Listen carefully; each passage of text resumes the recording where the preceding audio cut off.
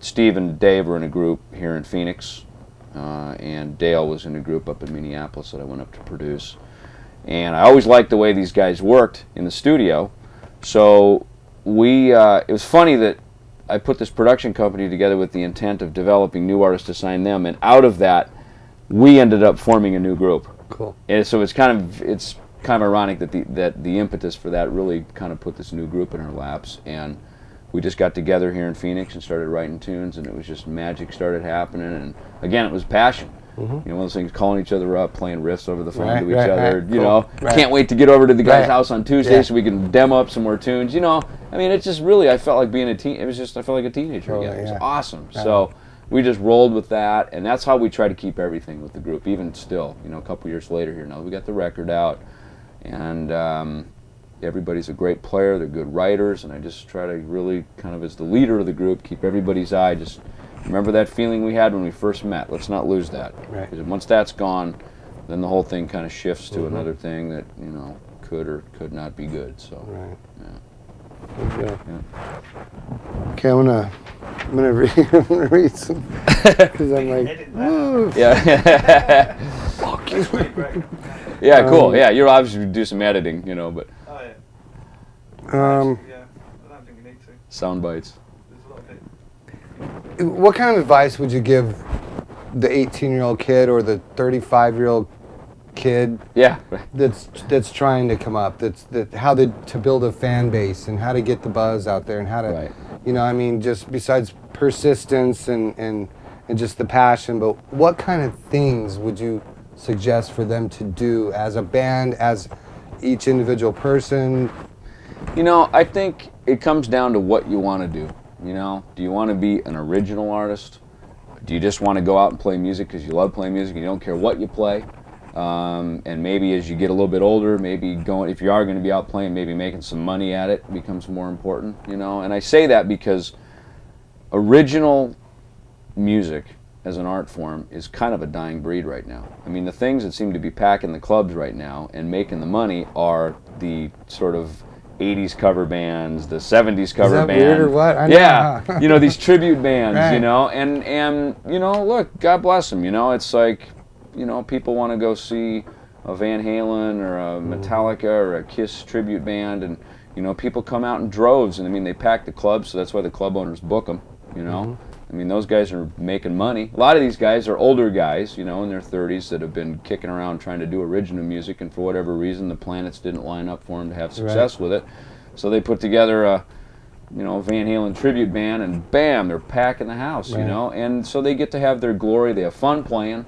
They're probably driving home, putting a little money in their pockets, so that, you know, maybe they don't have to work a day job and they can just focus on playing music. So, you know, to me, I've been really fortunate to have been in an original music setting for, you know, most of my career, but I did the cover band thing growing up, so I know what that's about, you know, and I didn't really have any success at doing that because that wasn't where my heart was, you know, I wasn't that passionate about it, and that hasn't really been my calling, so to speak, musically, but so for me, I try to do the, you know, original music things, but I think it's important to kind of find what do you like doing, you know, what are you into doing, and some people end up, you know, I know guys that, you know, wish they could be up on stage playing, but they end up mixing front of house sound because they got a talent at that, you know, so they get to be around it still, they get to be in it, and they get to go out on Saturday night and make some money doing things. And so, you know, you never know in this business where you're going to end up, and I think being able to be flexible, being able to be kind of multifaceted in the business is, you know, that kind of helps you have some longevity in the business, you know. I mean, look, if you just say, hey, I just want to play my guitar and these are my songs and I'll live or die based on my songs, and that's cool. You know, that take those chips where they may fall, too. So that's, I don't know, I'm kind of flexible with that stuff. So that's kind of my advice if I had any to throw out there. Who are some of your biggest influences in music, like from when you were a kid? Like you said, you started playing piano and organ and stuff. And who are some of your influences that someone might not know that they were your influences? Don't be shy. Well, it's funny because I did. It's so funny watching Tommy Lee Goes to College, and you know, him doing the marching band thing, you know, because I used to do that stuff, you know, when I was a kid in school, you know, if you're going to play in the band, you got to do that. So I, you know, did the marching band stuff. I played in jazz band, which was cool because fortunately I had a good teacher who was really into jazz, and he was a drummer, so he turned me on to Weather Report and Spyro Gyra and, you know, all these kind of, at the time, pretty hip jazz things. And that really opened my eyes to a whole nother level of playing outside of the rock world, you know. And so I became a student of my instrument, a student of music. And I love that because even just before I came over here, I was sitting down at home, you know, broke open some stuff, reading some music with my drum machine on it, and just practicing, you know. And it's good because it's good to force yourself to do stuff that you can't do, you know, to learn new things. And there's a humility that comes with it, and it also obviously helps you become a better player. So aside from being a, you know, big Kiss fan and Bachman Turner Overdrive and Nugent and Styx and Aerosmith and all these things that I grew up with in the 70s, you know, when I was just a young kid, hearing kind of my early experiences listening to rock music, I've really liked watching things unfold too, you know, like when Nirvana and Pearl Jam came out. A lot of metalheads, you know, hate them. Oh, they killed metal. You know, it's like they didn't kill metal. The record industry killed metal, you know. They decided one day, well, this is what we're doing, and we're done with that, you know.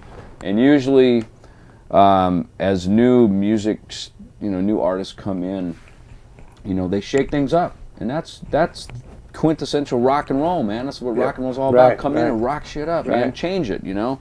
Rock the boat, you know. When things start to go sort of status quo for too long, you know, like hair metal was, and you know, all these things, and, you know, hippie music was for a long time. Something's got to come in and, you know, like Sabbath came in and rocked shit up, you know. And just like how years later our speed and thrash metal thing came in, and, you know, we were a thorn in the side of the establishment of the big hair metal thing. And, you know, so it's cool when new music comes along like that and really causes a spark and gets people thinking outside the box. Yeah, I was just thinking that, you know, like the band, your band, I don't know if I should mention the name, but you know, Megadeth. Right. I mean, it was around before that whole grunge thing came out, and it stayed through all that. And that was one of the bands one of the only bands that was persistent and stayed through that thing, and you know, and kept it going. Well, again, you know, a lot of, you know, looking back on it, I think some of my best credit on my resume is just not quitting. Right. You know what I mean? It's and I mean, believe me, it's like, you know, some people only see, oh man, you had platinum records and you were on these big tours. Wow, you know, the illustrious life of rock and roll, you know, rock and roll stardom. But the reality of it is, behind that, as we all know, it's disguised as hard work. And that's, you know, that's part of it. And, you know, look, it's nice when you like what you do, because when you like what you do, it doesn't ever feel like work. Right. You know, I mean, probably the worst part of any of it was just being tired a lot, because you know, you're flying around the world and keeping odd hours and all that kind of stuff. You know what I mean? So the luxury of sleep isn't something that comes along when you're working hard. You know. Yeah. But you know, again, a lot of it is just, you just don't quit. You know, it's like, you know, when you got something and it's working and you've got momentum, it's like, man, keep your eye on the positive, look forward, don't look back, you know, and just try to keep motorboating ahead, you know. And that, to me, that's paid off well for me, you know. So. Cool. All right, let's see here. I think we're good, dude. Yeah? Yeah, I think we're fucking great. Cool. To be honest with you, All right. Yeah, okay. Maybe do a little use. I don't know if you got anything. No, that's awesome. It's cool talking about this shit. I want to do a little trailer for his thing, for his site, and then maybe one for our site. Sure, absolutely. Yep. Do a little lead in, and then What do you want me to? just say, you know, and now. And the name of your site, what's the actual name of the site? Ustrive.com. Ustrive.com, okay. Should I just say, hey, it's David Ellefson from F5, this is the new video Dissidents on Ustrive.com, something like that? Okay, cool. All right. Okay. Hey everybody, I'm David Ellefson. You are tuning in. Here, take one more time. Take two. All right. Hey everybody, this is David Ellefson from F5, and this is our new video Dissidents here on Ustrive.com. Then I'll do one too. Yeah, awesome.